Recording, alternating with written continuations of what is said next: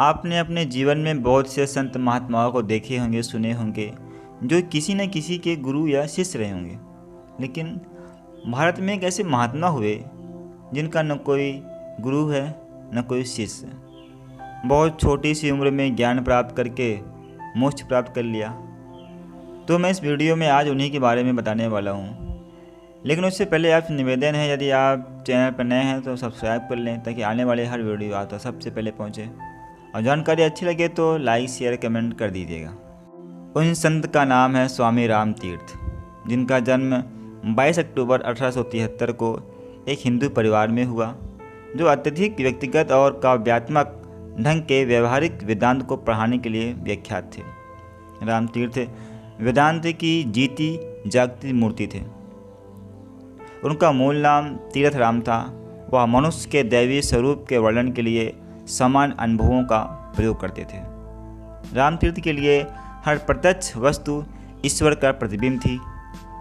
अपने छोटे से जीवन काल में उन्होंने एक महान समाज सुधारक, एक ओजस्वी वक्ता, एक श्रेष्ठ लेखक, एक ओजमेय सन्यासी और एक उच्च राष्ट्रवादी का दर्जा पाया। स्वामी राम तीर्थ, जिसने अपने असाधारण कार्यों से पूरे विश्व में अपना नाम का डंका बजाया, मात्र 32 वर्ष की आयु में उन्होंने अपने प्राण त्यागे। लेकिन इस अल्पायु में उनके खाते में जुड़ी अनेक असाधारण उपलब्धियां यह साबित करती हैं कि अनुकरणीय जीवन जीने के लिए लंबी आयु का नहीं, ऊंची इच्छा शक्ति की आवश्यकता होती है। जीवन परिचय। स्वामी राम तीर्थ का जन्म पाकिस्तान के पंजाब प्रांत के गुजरांवाला जिले में हुआ। उनके जन्म लेने के कुछ दिनों बाद ही इनकी माता का निधन हो गया। स्वामी राम तीर्थ बचपन से ही कुशाग्र बुद्धि के थे। उनकी उम्र के बालक जब गुड्डे गुड्डियों से खेलते थे, उस उम्र में राम तीर्थ का समय अनेक विषयों पर चिंतन मनन में गुजरता था। पढ़ाई लिखाई में प्रखर होने के कारण राम तीर्थ ने गणित में स्नातकोत्तर की उपाधि धारण की और लाहौर में गणित के प्रोफेसर के रूप में जीवन बिताने लगे। वर्ष 1897 उनके जीवन का निर्णायक मोड़ था, जब लाहौर में एक कार्यक्रम में उन्हें स्वामी विवेकानंद का भाषण सुनने का मौका मिला।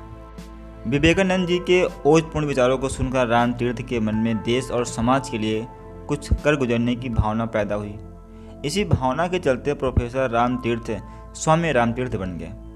अब स्वामी राम तीर्थ का एक ही लक्ष्य था, समाज को जागरूक करना, हिंदुत्व के बारे में लोगों को समझाना और सामाजिक कुरीतियों को दूर करना।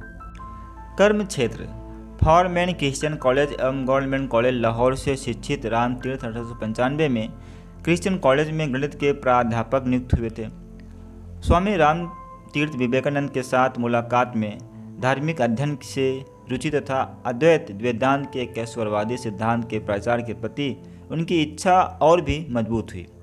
उन्होंने उर्दू पत्रिका अलिफ को संपादित किया, जिसमें वेदांतों के बारे में लेख छपे थे। संन्यास। राम तीर्थ ने बड़ी हृदय विदारक परिस्थितियों में विद्या अध्ययन किया। आध्यात्मिक लगन और तीव्र बुद्धि उनके बचपन से ही थी। यद्यपि वे शिक्षक के रूप में अपना कार्य भली भांति कर रहे थे, फिर भी ध्यान हमेशा अध्यात्म की ओर ही लगा रहता था। अतः एक दिन गणित की अध्यापिकी को अलविदा कह दिया। 1901 में वे अपनी पत्नी एवं बच्चों को छोड़कर हिमालय में एकांतवास के लिए चले गए और संन्यास ग्रहण कर लिया।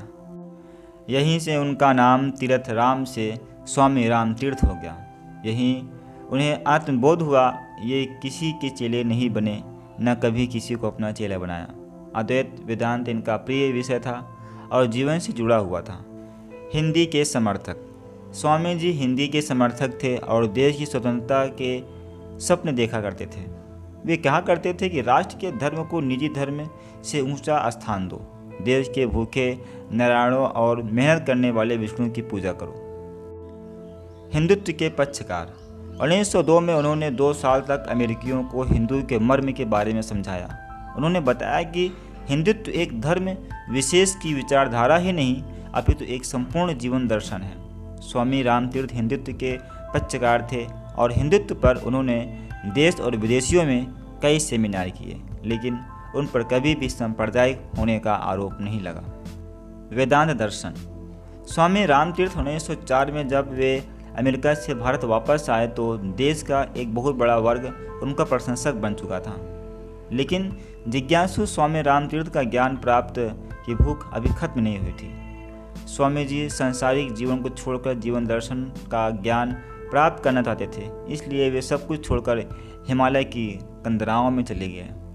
17 अक्टूबर 1906 को दिवाली के पावन दिन पर जब हिमालय क्षेत्र में गंगा के तट पर स्नान कर रहे थे तो गंगा में डूबने से उनकी मृत्यु हो गई।